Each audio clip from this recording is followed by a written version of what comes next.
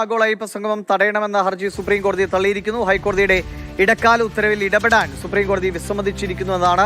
ആഗോള അയ്യപ്പ സംഗമം തടയണമെന്ന് ആവശ്യപ്പെട്ട് നൽകിയ 3 ഹർജികളാണ് ഇപ്പോൾ സുപ്രീം കോടതി തള്ളിയിരിക്കുന്നത്. സുപ്രീം കോടതി ചോദിച്ചിരിക്കുന്നത് ഇതിൽ കേരള ഹൈക്കോടതി നേരത്തെ വിശദമായ വാദം കേൾക്കൽ നടത്തിയിരുന്നു. അതുമായി ബന്ധപ്പെട്ട് ചില നിയന്ത്രണങ്ങൾ, അതായത് ആഗോള അയ്യപ്പ സംഗമം നടത്തുന്നതുമായി ബന്ധപ്പെട്ട ചില നിബന്ധനകൾ കേരള ഹൈക്കോടതി മുന്നോട്ട് വെച്ചിരുന്നു. ആ നിബന്ധനകൾ പാലിച്ചുകൊണ്ട് ഇപ്പോൾ ആഗോള അയ്യപ്പ സംഗമം നടത്താമെന്നാണ് കോടതി വ്യക്തമാക്കിയിരിക്കുന്നത്. കേരള ഹൈക്കോടതിയുടെ ഒരു ഇടക്കാല ഉത്തരവ് മാത്രമാണെന്നും അതിൽ തങ്ങൾ ഇടപെടുന്നില്ല എന്നുമാണ് കോടതി ചൂണ്ടിക്കാണിക്കുകയും ചെയ്തിരിക്കുന്നത്. ഈ ഒറ്റ ദിവസത്തേക്ക് ഈ ആഗോള അയ്യപ്പ സംഗമം നടത്തുന്നതിൽ എന്തിന് ഇത്ര വിവാദം ഉണ്ടാക്കുന്നുവെന്നാണ് കോടതി ചോദിക്കുകയും ഇതുമായി ബന്ധപ്പെട്ട് കോടതി ആരായുകയും ചെയ്തിരിക്കുന്നത്.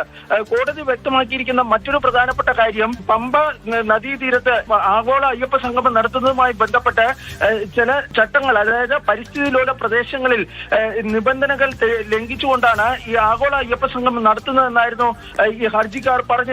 പക്ഷേ അതുമായി ബന്ധപ്പെട്ട് എല്ലാ നിബന്ധനകളും ഈ സർക്കാരിന്റെ ഭാഗത്ത് ഈ ദേവസ്വം ബോർഡും സർക്കാരും നടത്തുന്നുണ്ട് എന്ന കാര്യമാണ് ദേവസ്വം ബോർഡ് കോടതിയെ അറിയിക്കുകയും ചെയ്തിരിക്കുന്നത്. അതായത് ഒരു തരത്തിലുള്ള നിയമ ലംഘനങ്ങളും അവിടെ ഉണ്ടാകുന്നില്ല എന്നാണ് വ്യക്തമാക്കിയിരിക്കുന്നത്. ഹർജിക്കാർ മറ്റു ചില ആരോപണങ്ങൾ കൂടി സുപ്രീം കോടതിയിൽ ഉന്നയിച്ചിരുന്നു. അതിൽ പ്രധാനപ്പെട്ട ഒരു കാര്യം, ഇത് ദേവസ്വം ബോർഡിന്റെ ഫുൾ ബോർഡ് മീറ്റിംഗ് എടുത്ത് തീരുമാനിച്ച ഒരു കാര്യമല്ല, മറിച്ച് ഒരു അവലോകന യോഗത്തിൽ ഉണ്ടായിരുന്ന തീരുമാനമാണ്.